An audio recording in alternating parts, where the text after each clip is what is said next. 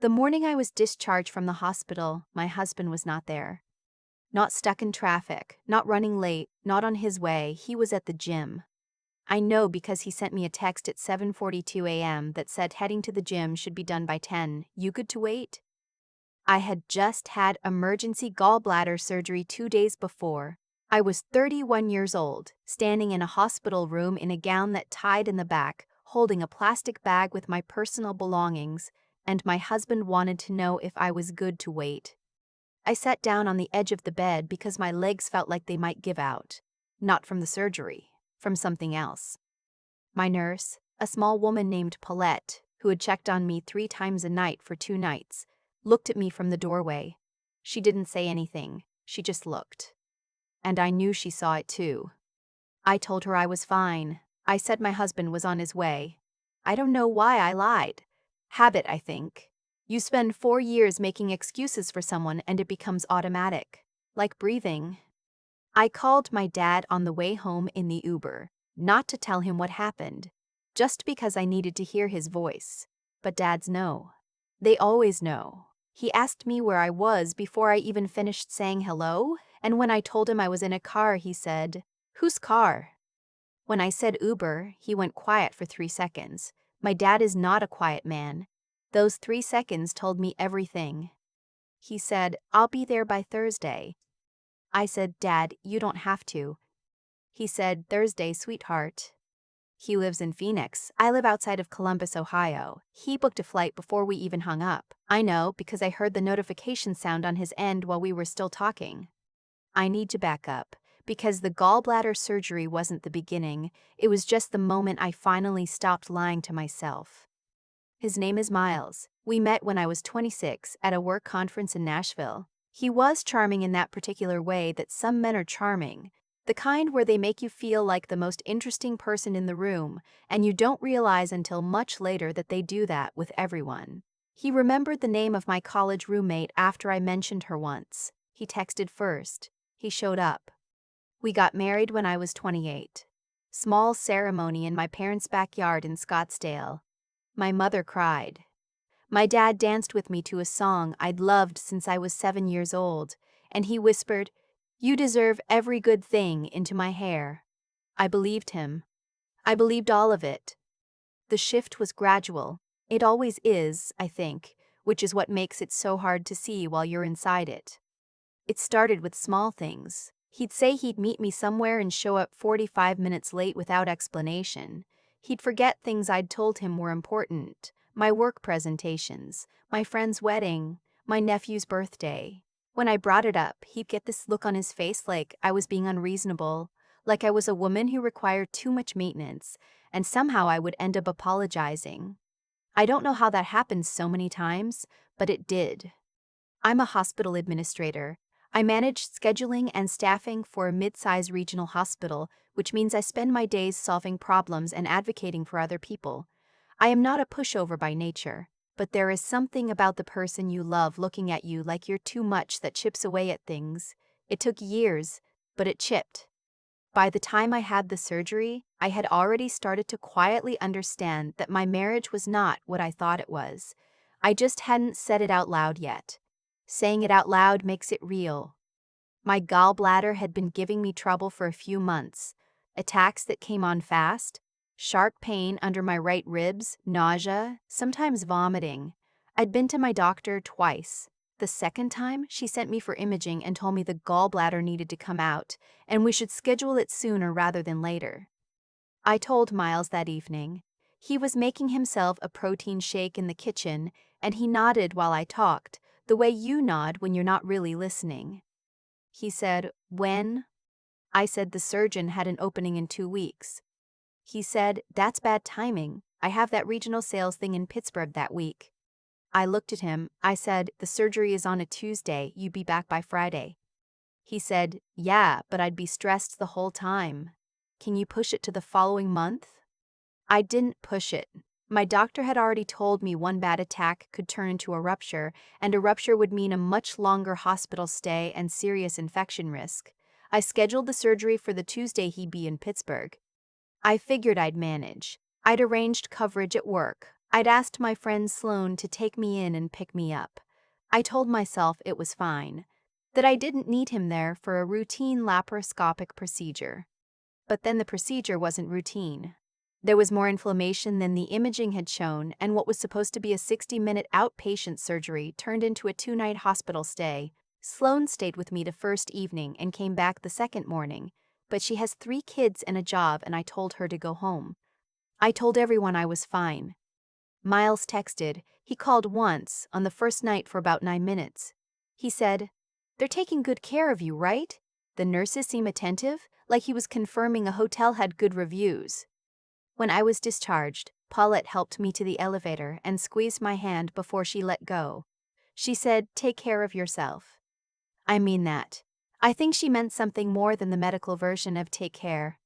My dad arrived Thursday afternoon with a duffel bag, a cooler of food my mother had packed, containers labeled in her handwriting, chicken soup, Wednesday, rice, any day, and a look on his face I hadn't seen since I was 12, and a boy at school said something cruel to me on the bus. Controlled. That's the word. My dad is a man who feels things very deeply and expresses them very precisely, which is both the thing that makes him the best person I know and the thing that tells me when something serious is happening. When he's upset but keeping it together, his whole face gets very still and very focused.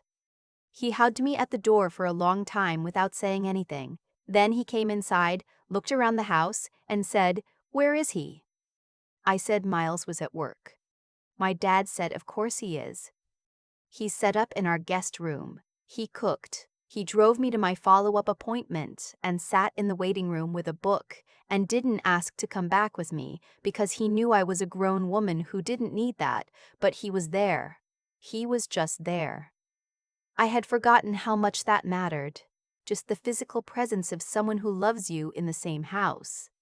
Miles came home that first evening, and the two of them were polite to each other in the way that men are polite when they are not saying the real thing. My dad asked about his drive. Miles asked about the flight. They sat at the same kitchen table and ate the chicken soup my mother made and did not say what they were actually thinking. That night, I heard my dad on the phone in the guest room. I wasn't trying to listen. The walls in our house are thin. He was talking to someone, his voice low, deliberate, and I caught pieces. Financial advisor. And then, just want to understand what she's entitled to. And then, no, she doesn't know yet.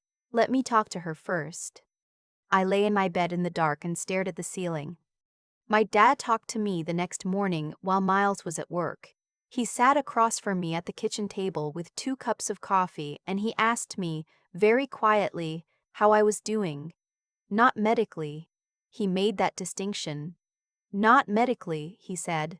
How are you doing? I started to say I was fine. He just looked at me. I put down my coffee cup and I said, "I don't think I'm happy, Dad." He nodded like I'd confirmed something he already knew. He didn't say, "I told you so." He didn't say anything like that. He asked me when it started feeling this way, and I talked for almost 2 hours. About the lateness that turned into absence, that turned into a kind of low-grade neglect that I had learned to work around. About the way he talked to me sometimes. Not cruelly, nothing dramatic, just with this subtle dismissiveness, like my feelings were administrative problems he didn't have bandwidth for. About the surgery. About the gym text. My dad listened to all of it. He asked a few questions. Then he said, "I need to tell you something, and I need you to hear me out before you react." He had spoken to a friend of his, a man named Gerald, who had done family law in Arizona for 30 years before he retired. He'd called him from the guest room that first night, just to understand some things. He said, in Ohio, a marriage of 3 years or more typically involves equitable distribution of marital assets. That means things you've built together, but your income history, your career, your contributions to the household, all of that matters. Gerald says if you decided to move forward with the separation, you would be in a reasonable position. I said, "Dad, I haven't decided anything yet."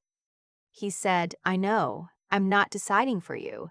I just want you to know what your options look like. I want you to know you're not trapped." I stared at my coffee. It had gone cold. He said, "You are not trapped." I started to cry, not dramatic crying, Just the kind that comes when someone says out loud the thing you've been afraid to even think, and you realize you've been carrying it alone for a long time. I spent the next 3 days thinking. My dad stayed, he didn't push, he made eggs in the morning and watched old westerns in the living room in the evenings and gave me the space to think without filling it with his opinions. But he was there. On the 4th day, I asked him to help me understand something. I had a question about a joint savings account Miles and I had opened together and a separate investment account in both our names that Miles managed. I'd largely left the finances to him, something I now recognized, with a cold clarity, as a significant mistake. I logged into our bank's online portal. What I found there took me a moment to process. Over the past 14 months, there had been a series of transfers out of our joint savings account. Not huge amounts individually, 400 here, 600 there, once 1,200, but they added up to just over $11,000. The transfers went to an account I didn't recognize. I showed my dad.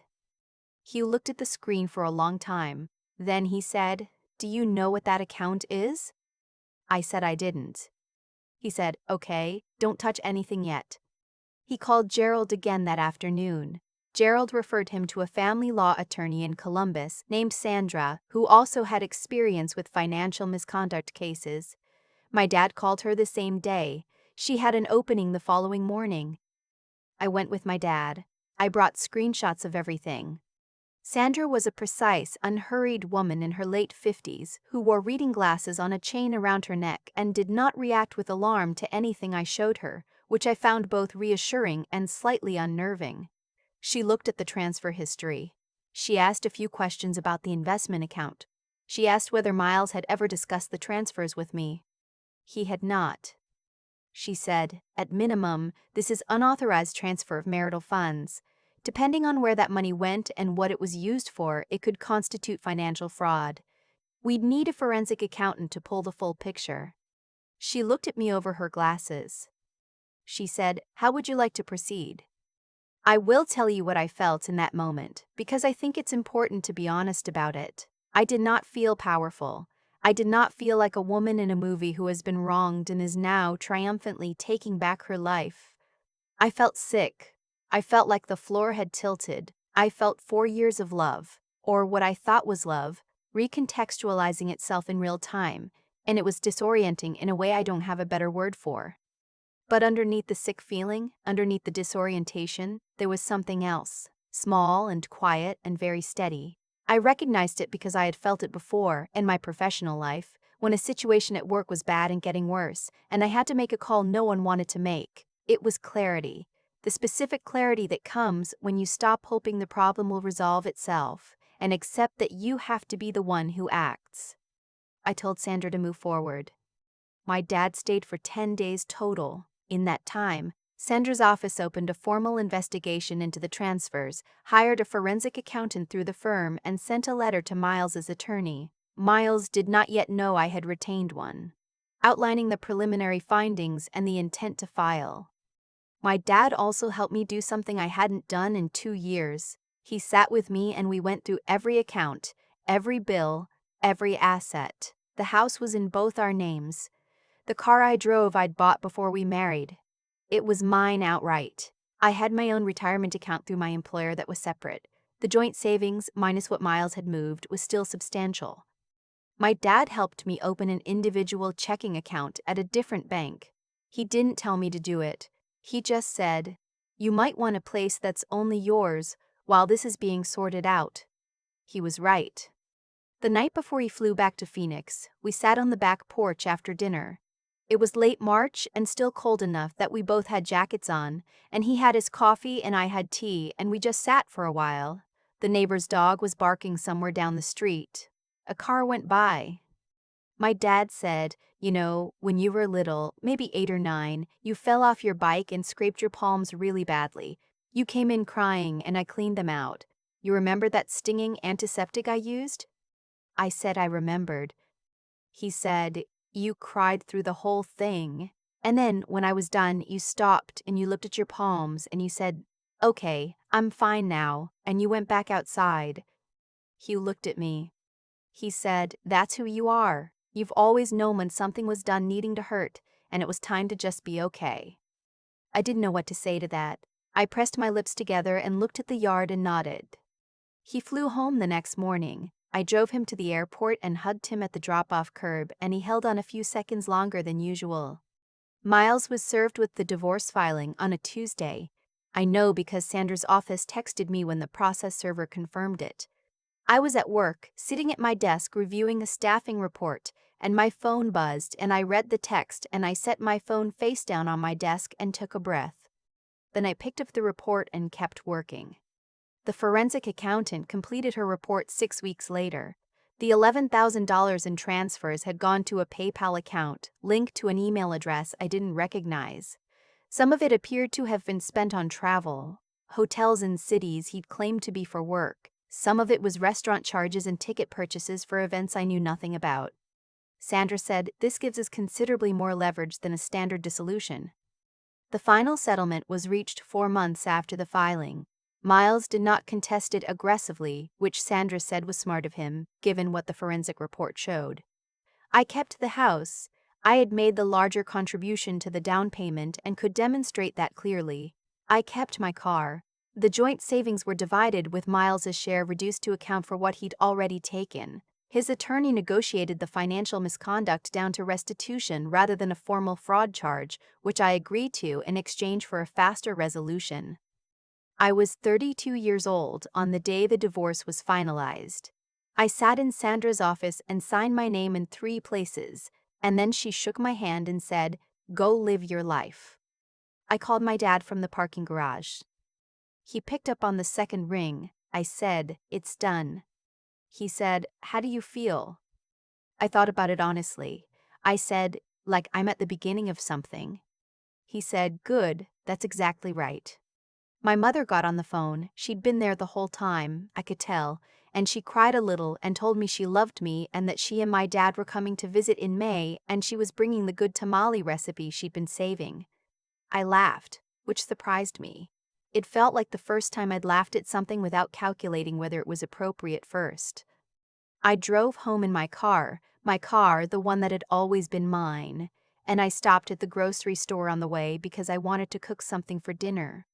Not because I had to, because I felt like it. I stood in the produce section for a long time choosing between 2 bunches of asparagus, which is a completely ordinary and unremarkable thing to do, and I noticed that I felt completely ordinary and unremarkable standing there, and it hit me, quietly, that I had not felt ordinary in a long time. I'd felt like a woman managing a situation, careful and calculating and slightly braced. Just standing in the grocery store, choosing asparagus, feeling like nobody, feeling like just a person, was one of the better moments of my year.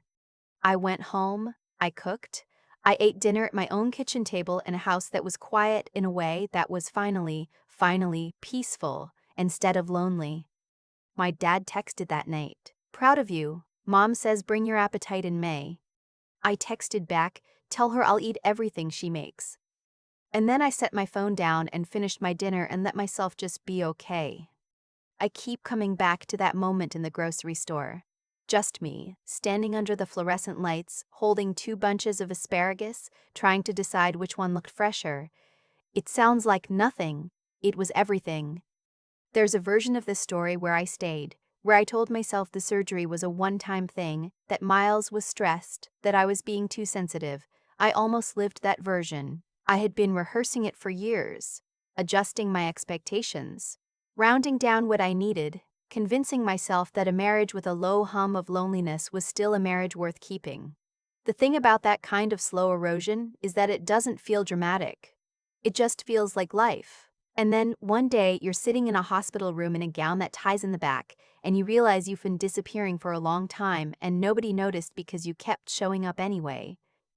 What changed wasn't a single moment of courage. I want to be honest about that.